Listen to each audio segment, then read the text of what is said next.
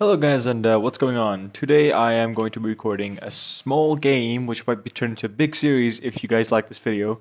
It's called Wright Ace Attorney. I am sure many of you are familiar. For those who are not familiar with this, it's about a game where you are a lawyer but a detective at the same time, and you have to prove why your defendant is actually not guilty. I'm gonna shut up now so you can see what's going on.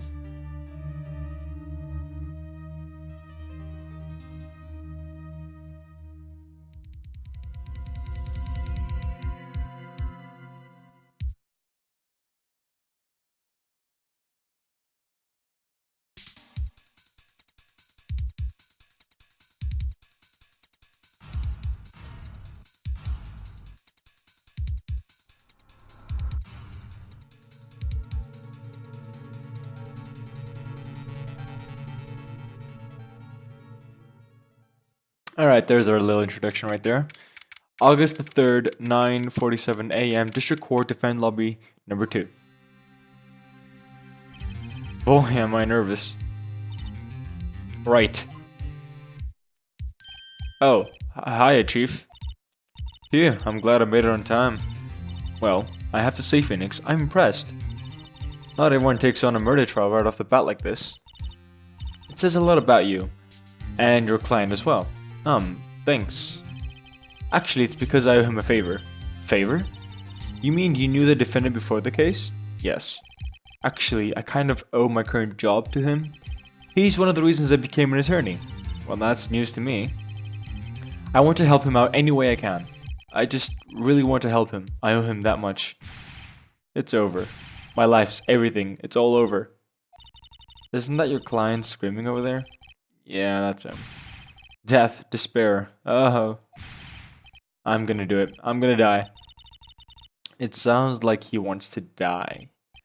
Yeah. Nick! Hey there, Larry. Dude, I'm so guilty. Tell them I'm guilty. Give me the death sentence. I ain't afraid to die. What? What's wrong, Larry? Oh, it's all over. I'm finished. Finished. I can't live in a world without her. I can't. Who? Who took her away from me, Nick? Who did this? Aw, Nick, you gotta tell me. Who took my baby away? The person responsible for your girlfriend's death?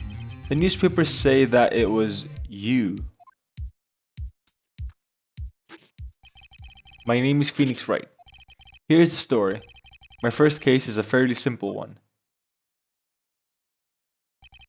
A young woman was killed in her apartment. The guy they arrested was the unlucky sap dating her, Larry Butts. My best friend since grade school. Our school had a saying, when something smells, it's usually the butts. In the 23 years I've known him, it's usually been true. He has a knack for getting himself into trouble. One thing I can say though, it's usually not his fault, he just has terrible luck. But I know better than anyone that he's a good guy at heart. That, and I owe him one. Which is why I took the case, to clear his name. And that's just what I'm going to do. Alright, let's get this started. August the 3rd, 10 o'clock a.m. District Court, courtroom number 2. Now the DS graphics. The court is now in session for the trial of Mr. Larry Butts. The prosecution is ready, Your Honor. The defense is ready, Your Honor. Mr. Wright, this is your first trial, is it not? Yes, Your Honor. I'm a little nervous. Your conduct during this trial will decide the fate of your client. Murder is a serious charge. For your client's sake, I hope you can control your nerves. Thank you. Thank Your Honor. Mr. Wright, given to the circumstances, I think we should have a test to discern your greediness. Yes, Your Honor. Hand shaking, eyesight fading, we sneak mom spaghetti.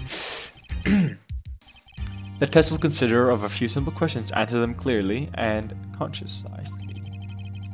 Please state the name of the defendant in this case, Larry Butts. The defendant, well, that's Larry Butts, Your Honor. Correct. Just keep your wits about you and you'll be fine. Next question. This is a murder trial. Tell me, what's the victim's name? Phew, I know this one. Glad I read the case report covered so many times. It's... Wait, uh-oh. No. No way, I forgot. I'm drawing a total blank here.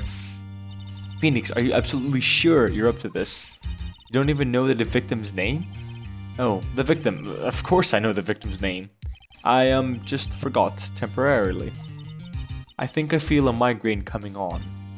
Look, the victim's name is listed in the court record. Just touch the court record button to check it at any time, okay? Remember to check it often. Do it for me, please. I'm begging you. Right, fine. Time of death, 4 p.m. Cause of death, loss of blood, Cindy. Okay, so Cindy is her name. Let's hear your answer. Who is the victim in this case?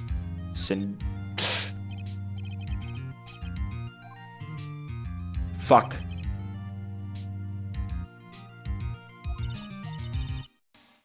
Yeah. Let's hear your answer. It's Cindy. Oopsies.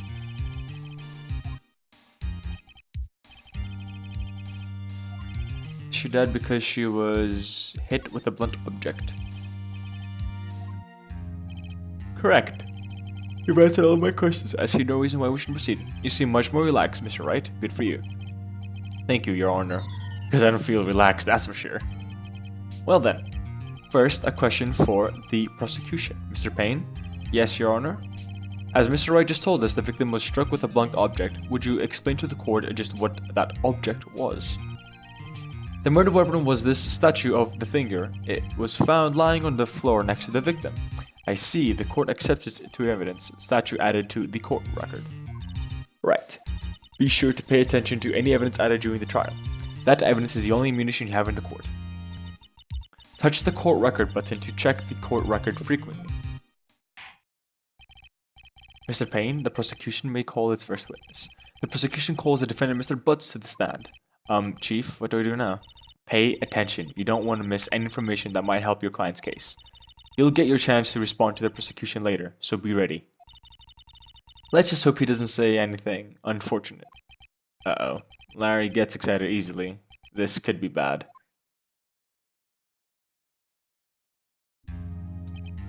Ahem. Mr. Butts, is it not true that the victim has recently dumped you? Hey, watch it, buddy. We were great together. We were Romeo and Juliet, Cleopatra, Mark Anthony. Didn't they all die? I wasn't dumped. She just wasn't taking my phone calls or seeing me. Ever. What's it to you anyway? Mr. Butts, what do you describe as generally what we mean by dumped? In fact, she had completely abandoned you and was seeing other men. She had just returned from overseas with one of them the day before the murder.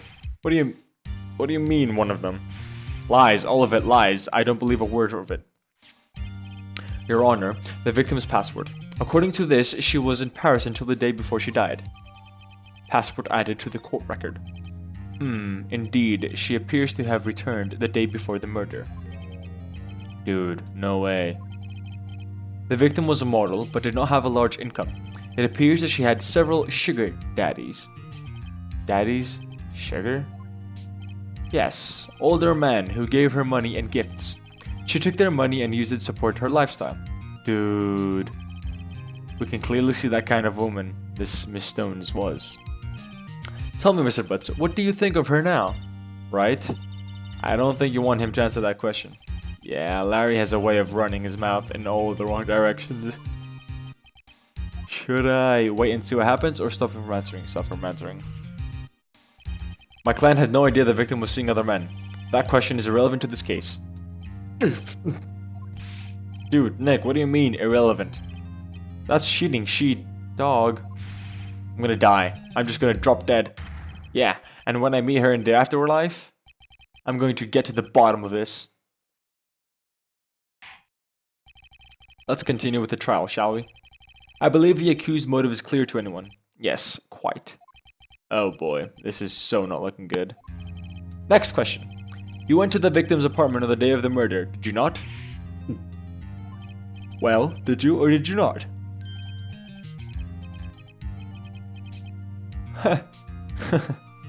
Well, maybe I did, maybe I didn't. Uh-oh, he went. What do I do? Have him answer honestly. I know, I'll send him a signal. Tell the truth. Yeah, I was there. I went. Order. Well, Mr. Butts? Dude, chill.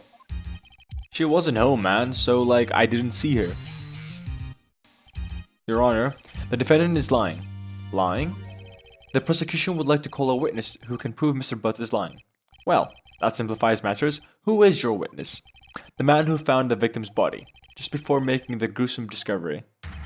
He saw the defendant fleeing the scene of the crime. I call bullshit. Oh yeah, in the court. Excuse me, I'm a bit tired. Mr. Payne, the prosecution may call its witness. Yes, Your Honor. This is bad. On the day of the murder, my witness was selling newspapers at the victim's building. Please bring Mr. Frank Sahwe to the stand.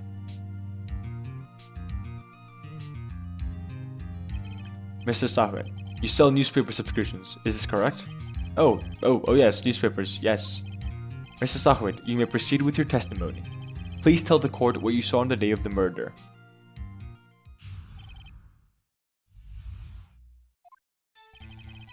I was going door to door selling subscriptions when I saw a man fleeing an apartment. I thought he must be in a hurry because he left the door half open behind him. Thinking it strange, I looked inside the apartment. Then I saw her lying there, a woman, not moving, dead. I quailed in fright and found myself unable to go inside. I thought to call the police immediately. However, the phone in her apartment wasn't working. Oh, excuse me, I went to a nearby park and found a public phone. I remember the time exactly, it was 1 p.m. No, whoa, hang on a minute. 4 and 5 p.m.? Okay. Interesting. The man who ran was without a doubt the defendant sitting right over there.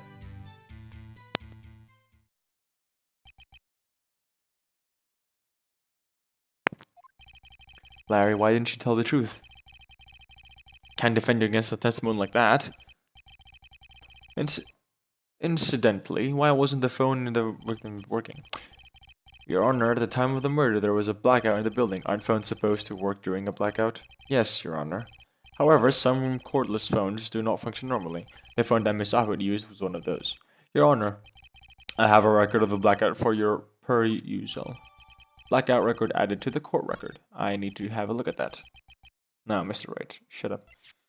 Electricity from the Miss Stone building was out from noon to 6 p.m. on the day of the crime. Yes, Your Honor. You may begin your cross-examination. Cross-examination, Your Honor? Alright, right. This is it. The real deal. What exactly am I supposed to do? Why? You expose the lies in the testimony the witness just gave. Lies? What? He was lying? Your client is innocent, right?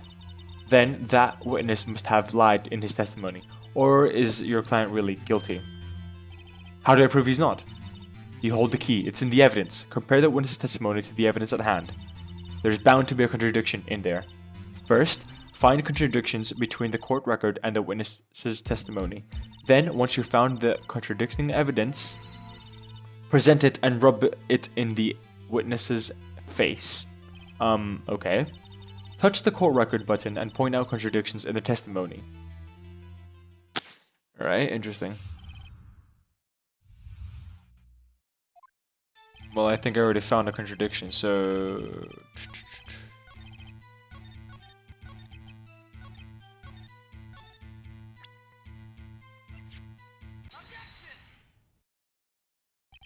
You found the body at 1 p.m.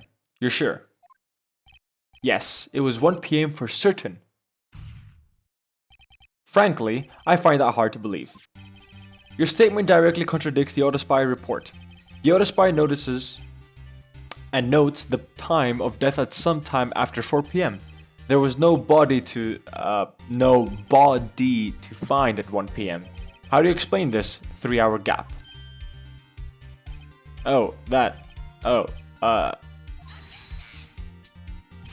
This is trivial. The witness merely forgot the time. After his testimony, I find that hard to believe. Mr. Sahwit, why are you so certain you found the body at 1 p.m.? Gee, that's a really good question. Great job, right? Way to put him on the spot. That's all you have to do. Point out contradictions. Lies always beget more lies. See through one and their whole story falls apart. Not very smart, is he? Wait, I remember now. Would you care to give your testimony again? Witness testimony, time of discovery. You see, when I found the body, I heard the time. There was a voice saying time. But it was 3 hours off, wasn't it? I guess the victim must be watching a program or a tape program. That's why I thought it was 1 p.m. Terribly sorry about the misunderstanding. I see. You heard a voice saying the time on the tape program. Mr. Wright, you may cross-examine the witness. Right, you know what to do. I've got this one. Alright. The time of discovery. Hang on. From noon to 6 p.m. There was a voice saying the TV was coming from a television, but hang on a minute. Internet. Hold it right there. The prosecution has said there was a black at the time of that discovery, and this record proves it. You couldn't have heard a television or a video. The defense has a point. Do you have an explanation for this, Mr. Sahwit? No, I find it quite puzzling myself, quite. Wait, I remember now. Mr. Sahwit, the court would prefer to hear an accurate testimony from the very beginning. These constant corrections are harming your credibility. That and you seem rather distraught. My apologies, Your Honor. It must have been the shock of finding the body. Very well, Mr. Sahwit. Let's hear your testimony one more, please. Hearing the time. Actually, I didn't hear the time, I saw it. There was a table clock in the apartment, wasn't there? Yeah, the murder weapon. The killer used it to have hit the victim. That must have been what I saw. You saw a clock. I guess that would explain it. The defense may cross-examine the witness gladly. Hang on a minute. Actually, I didn't hear the time, I saw it. There was a table clock in the apartment, wasn't there? Yeah, the murder weapon. The killer used it to hit the victim. Wait a minute, wasn't the murder weapon this thing? That is a statue? Wait just a moment. The murder weapon wasn't a clock. It was the statue. Now how is it supposed to be a clock? But you with your objection and your evidence, who do you think you are? Just answer the question, Mr. Sahwit. Hey, I saw it there, okay? That's a clock. Your Honor, if I may. Yes, Mr. Payne? As this witness stated, this statue is indeed a clock. The neck is a switch and you just tilt it and it says the time out loud. As it doesn't look like a clock, I submitted it as a statue. I apologize. I see. So the murder weapon was a table clock after all. Well, Mr. Wright, it appears that the witness testimony was correct. This is a clock. Do you have any problem with this testimony now? Yes! Your Honor, there is a gaping hole in his written testimony. The only way he could have known the weapon was a clock is to hold it in his hand. Yet the witness testifies that he never entered the apartment. Clearly a contradiction. Indeed. The witness knew it was a clock because he went into the apartment. You're lying. You were inside the apartment on the day of the murder. Oh yeah? Prove it. Prove I went in there. I'll do better than that. I can prove you were the one who killed her. You struck her with a clock and the shock of the blow triggered the clock's voice. That was the sound you heard. Order in the court. Intrusion. Please continue, Mr. Wright. Yes, Your Honor. Mr. Sahwit, the sound must have left quite an impression on you. Understandable, since the murder weapon just spoke as you hit the victim. That voice was burned into your mind. That's why you were so certain about the time. Whoa, what's the meaning of this? This is all baseless conjecture. Baseless. Just look at the witness's face. Would the witness care to elaborate? To distract the victim with the clock? I never. Look, the clock, I heard, no, I mean, I saw. What the Shut up, shut up, shut up, shut up. I hate you. It was him, I tell you. I saw him. He killed her, and he should burn. Burn. Give him death. Interesting. Order in the court, I say. Your Honor, a moment, please. There isn't a shred of evidence supporting the defense claims. Mr. Wright, Your Honor, you claim the sound that the witness heard came from the clock. Do you have any evidence? The whole case is riding on this. I better think through it. Yes, Your Honor. The sound Mr. Sauer heard was definitely this clock.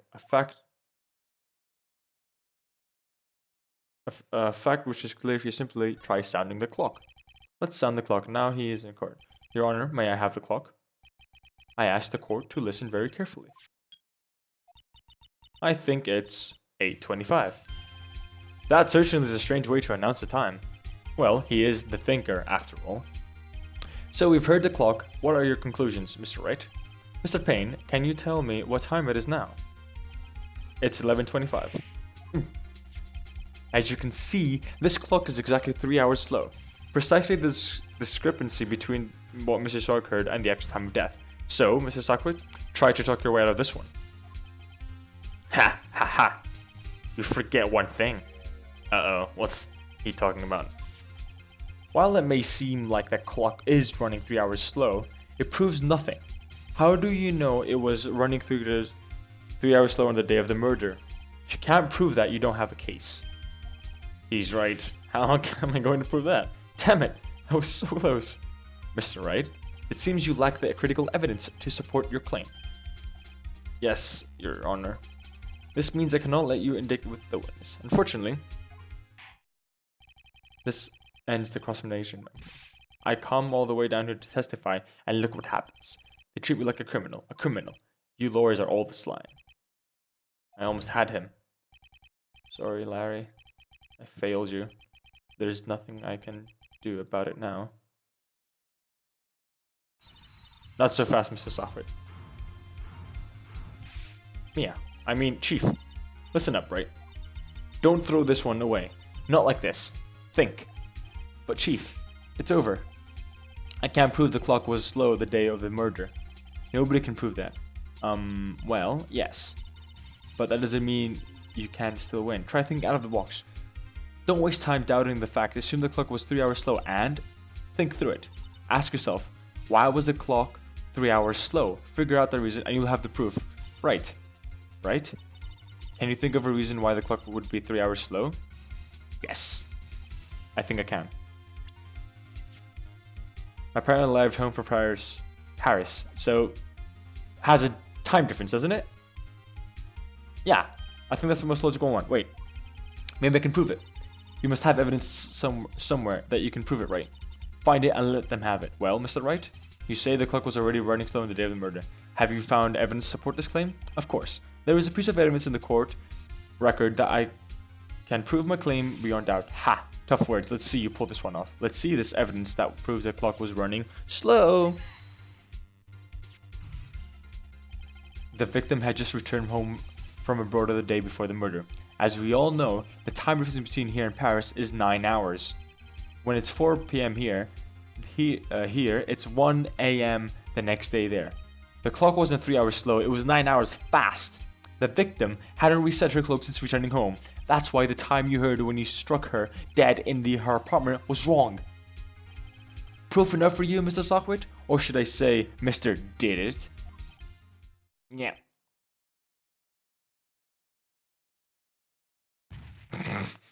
Okay, that's one way to end it, I guess. Order, I say. Well, this case has certainly turned out differently than I expected. Mr. Payne, your client, he was arrested and taken away, Your Honor. Very well. Mr. Wright, yes, Your Honor. I have to say, I'm impressed. I don't think I've ever seen someone complete a defense so quickly and find a true culprit at the same time. Thank you, Your Honor. At this point, this is only a formality, but this court finds the defendant, Mr. Larry Butts, not guilty. Alright, thank you everyone for watching this, where we're going to leave this episode here. We finished off the first case. I hope you all enjoyed, and don't forget to comment, rate, like, and subscribe. And don't forget... Masturbate. again.